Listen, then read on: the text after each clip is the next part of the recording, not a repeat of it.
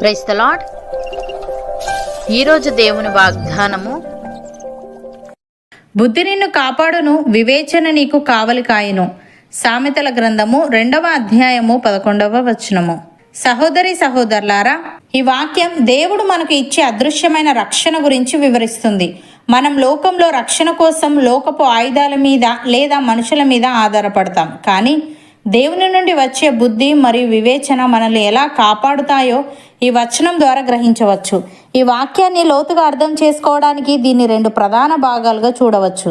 మొదటిగా బుద్ధి నిన్ను కాపాడును అని ఉంది. ఇక్కడ బుద్ధి అంటే కేవలం తెలివితేటలు కాదు, ఏది మంచిదో ఏది చెడ్డదో ఆలోచించి నిర్ణయం తీసుకునే శక్తి.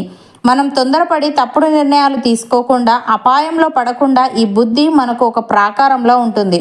లోకపు శోధనలు మనల్ని ఆకర్షించినప్పుడు దేవుడు ఇచ్చే బుద్ధి మనల్ని హెచ్చరిస్తుంది. ఇది నీకు క్షేమం కాదు అని మన అంతరంగంలో చెప్పడం ద్వారా మనల్ని పాపం నుండి, నష్టం నుండి కాపాడుతుంది. ఒక తండ్రి తన బిడ్డకు ఇచ్చే సలహా ఆ బిడ్డను ఎలాగైతే అపాయం నుండి తప్పిస్తుందో, దేవుని వాక్యం ద్వారా లభించే బుద్ధి మనల్ని అలా కాపాడుతుంది. ఉదాహరణకు, వేల సంఖ్యలో ఉన్న శత్రువులతో పోరాడటానికి గిద్యోను దగ్గర 32,000 మంది సైన్యం ఉంది. కానీ దేవుడు వారిని పరీక్షించమన్నాడు. నీళ్లు తాగేటప్పుడు ఎవరైతే అప్రమత్తంగా ఉండి శత్రువు వస్తున్నాడా అని గమనిస్తూ చేత్తో నీళ్లు తాగుతారో వారిని ఎంచుకున్నాడు. కేవలం 300 మందిని మాత్రమే తీసుకున్నాడు. అప్రమత్తత లేని 1000 మంది కంటే బుద్ధిని ఉపయోగించి అప్రమత్తంగా ఉన్న 300 మంది ద్వారా దేవుడు గొప్ప విజయాన్ని ఇచ్చాడు. అనవసరమైన ప్రాణ నష్టం జరగకుండా ఆ బుద్ధి వారిని కాపాడింది.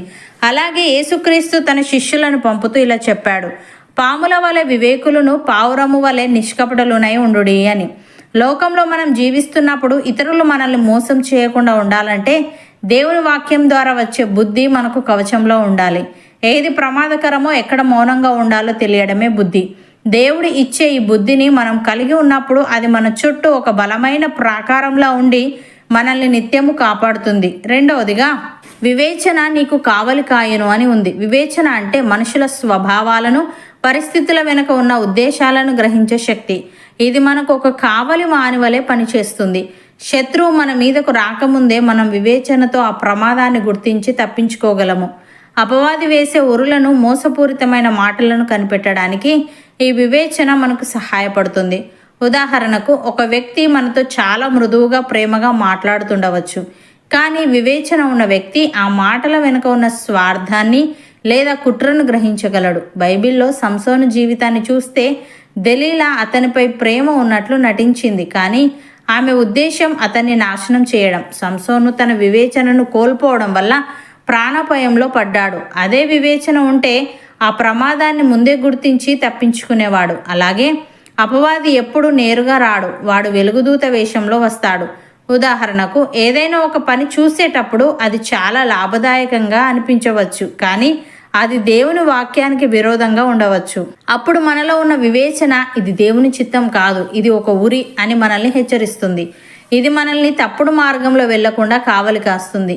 వివేచన అనేది ఒక ముందస్తు హెచ్చరిక వ్యవస్థ వంటిది. శత్రువు బాణం వేయకముందే వాడు విల్లు ఎక్కుపెట్టుతున్నాడని మనకు తెలియజేసే ఆత్మీయ నేత్రమే ఈ వివేచన. సంసోను వలె కేవలం పై మాటలకు లోబడకుండా ఆ మాటల వెనుక ఉన్న స్వార్థాన్ని లేదా కుట్రను వివేచనతో కనిపెట్టినప్పుడు మనం అనేక ప్రమాదాల నుండి తప్పించుకోగలము. అపవాది వెలుగుదూత వేషంలో వచ్చి మనల్ని ఆకర్షించే లాభదాయకమైన మార్గాలను చూపినప్పుడు అది దేవుని వాక్యానికి అనుగుణంగా ఉందో లేదో వివేచించి చూసినప్పుడే మన పాదాలు ఉరిలో పడకుండా ఉంటాయి. మనం దేవుని వాక్యాన్ని ధ్యానిస్తూ ప్రార్థనలో ఆయనతో గడిపినప్పుడు ఈ వివేచన మనలో వృద్ధి చెందుతుంది. ప్రియులారా, ఈరోజు మీరు ఏదైనా ప్రమాదాన్ని ఊహించి భయపడుతున్నారా? నన్ను కాపాడేవారు ఎవరూ లేరు అని దిగులు చెందుతున్నారా? అయితే దేవుని జ్ఞానాన్ని అడగండి. ఆయన ఇచ్చే బుద్ధి వివేచనలు మీకు అంగరక్షకులుగా ఉంటాయి. అవి మిమ్మల్ని దుర్మార్గుల మార్గాల నుండి, మోసగాల మాటల నుండి దూరంగా ఉంచుతాయి. మీరు దేవుని వాక్యాన్ని ధ్యానిస్తే అది మీకు నిరంతర కాపుదలను ఇస్తుంది. మీ అడుగులు తడబడకుండా మీ జీవితం సురక్షితంగా ఉండాలని దేవుడు కోరుకుంటున్నాడు.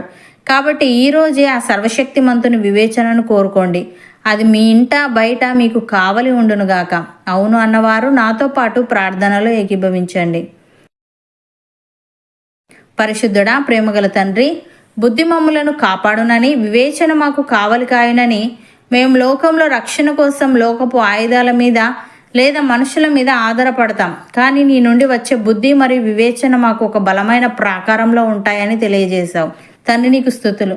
దేవా, మేము తొందరపడి తప్పుడు నిర్ణయాలు తీసుకోకుండా ఏది మాకు క్షేమమో ఏది కాదో గ్రహించే శక్తిని పొందుకొని గిద్యోని సైన్యం వలె మేము ప్రతి పరిస్థితిలోనూ అప్రమత్తంగా ఉండి నీవు ఇచ్చే బుద్ధిని ఉపయోగించుకొనుటకు మాకు సహాయము దయచేయమని, సంసోను వలె మేము కేవలం పై మాటలకు లోబడకుండా వాటి వెనుక ఉన్న కుట్రలను వివేచనతో గుర్తించి అపవాది వెలుగుదూత వేషంలో వచ్చి మమ్మల్ని ఆకర్షించినప్పుడు అది నీ వాక్యానికి విరుద్ధమని మాకు హెచ్చరిక చేసే ముందస్తు హెచ్చరిక వ్యవస్థగా నీ వివేచన మాలో పనిచేయనట్లు కృపచూపమని, ఈ వాగ్దానాన్ని విశ్వసిస్తున్న ప్రతి ఒక్కరిని నీవు ఆశీర్వదించి వారికి లోతైన వివేచననిచ్చి నీవు ఇచ్చే బుద్ధి ద్వారా వారిని సమస్త కీడు నుండి తప్పించి నీ మహిమ కొరకు వాడుకోమని యేసుక్రీస్తు నామమున ప్రార్థిస్తున్నాము తండ్రి.